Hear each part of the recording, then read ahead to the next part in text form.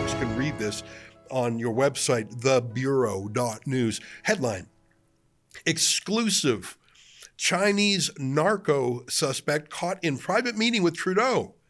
Investigated by the DEA, that's the U.S. Drug Enforcement Agency, linked to Panama, Caribbean, Mexico, says police sources. And I'm just going to read the first sentence, and then I'd love it if you took it away. Shocking new details are emerging about a major Chinese organized crime suspect who met privately with Prime Minister Justin Trudeau, according to a police source who confirmed recent reporting from the Globe and Mail. The individual, Paul King Jin, is allegedly implicated in money laundering operations spanning the Western Hemisphere and has been a target of multiple failed major investigations in BC. Sort of incredible that we're only hearing about this now that Trudeau's gone. What do you think, Sam? Well, I mean, it is incredible that we're only hearing that detail after Mr. Trudeau was at the door or out the door.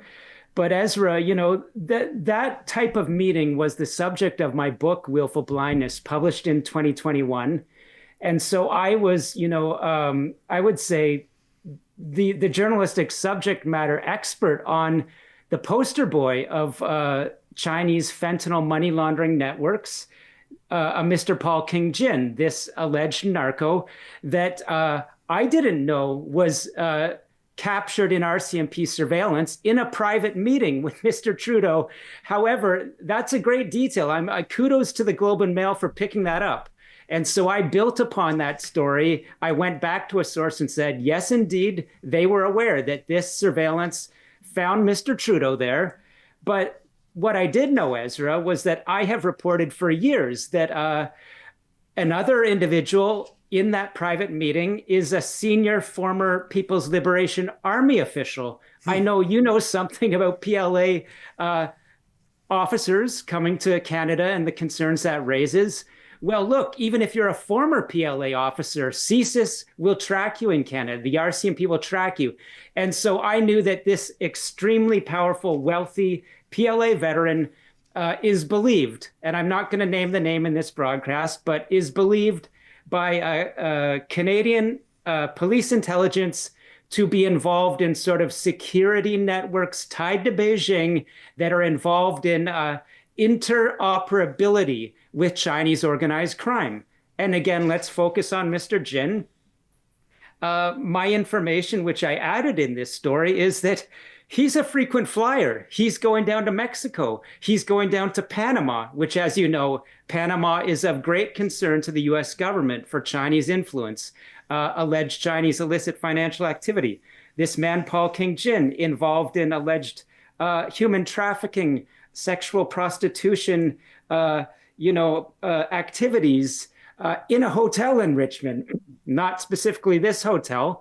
But what I want to say is, again, let's talk about the questions surrounding a proven fact that Mr. Trudeau, for a reason that we don't know, is in a private conference room with what Canadian and U.S. law enforcement believe is an extremely important figure in Western Hemisphere money laundering, drug, fentanyl, commodities trading, and that there are other apparently very politically connected individuals in that room.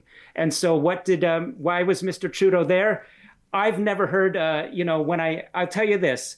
I asked previously the Prime Minister's office why this People's Liberation Army veteran who was in that room with Mr. Jin and Mr. Trudeau donated to Justin Trudeau. And all I got back was what I would call boilerplate, the PMO saying, we follow all Elections Canada donation rules. Yeah.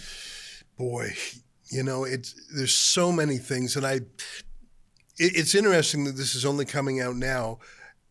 I wonder what else will come out and what else will never come out. I feel like the RCMP had a lack of curiosity during Trudeau's term. I mean, a few things come to mind. For example, the SNC Lavalin matter, where they put so much pressure on the Justice Minister of the day, Jody Wilson-Raybould, not to prosecute their buddies at SNC Lavalin that she quit over it, or she was fired. And yet we never heard from the RCMP on that or a half dozen other similar matters where the RCMP just sort of shrugged. And again, that may be because there was no fire under that smoke, but I just feel like maybe we don't have the same checks and balances that they do in the US, for example. I don't know. And I don't want to just be speaking through my partisanship because I'm obviously a critic of Trudeau. So it's not like I want all my enemies to be investigated and all my friends not to be. But boy, what you talk about here, I suppose there's nothing wrong with a meeting. And if the election donation laws were followed, I suppose that's fine. But my God, it stinks, doesn't it? Holy mackerel. It stinks a lot. And Ezra, I can tell you, because I have the capacity to talk to law enforcement experts in Canada and the United States at a high level. Look, again, I'm not specifically a critic of Mr. Trudeau, but I can tell you with 100% confidence, my sources, and I've now quoted them, say that there are more than one meetings of Mr. Trudeau with known Chinese organized crime suspects. And these come in the context of political donations meetings. Paraphrasing from memory, one of the quotes in my recent stories, a Canadian policing expert said, look, he is not, or they are not accusing Mr. Trudeau of corruption, but we would have to be naive to think that people of extreme wealth, so in the billion-dollar range, and connected to Chinese organized crime would not be seeking influence with a Canadian leader. So why do these meetings continue? And Ezra, I'll tell you one more thing. Look, 2 data points. Again, one of my sources in a recent story said there was a FinTrack study, you know, FinTrack, the Canadian financial watchdog, 900 million transacted from a Hong Kong currency exchange into Canadian banks.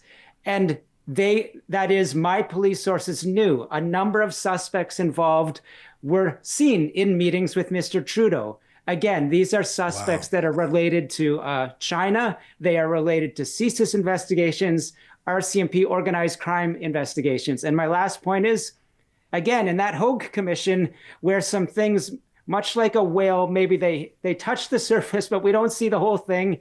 The RCMP admitted for some reason we heard about a money laundering investigation, which was believed to connect to Chinese state activity.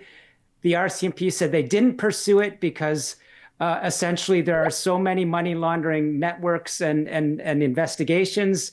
Their answer was they didn't think they'd make an impact looking into it, which again, if we're talking about, you know, that doesn't prove anything, but it looks a little bit smoky in my view. Yeah. You know, I just compare the reaction by the Canadian government to China putting a 100% tariff on Canadian canola. I don't hear any squawking, let alone countervailing tariffs. And I think over the years, Canada has been pretty lenient on China, even when they had 2 Canadian hostages. I don't know.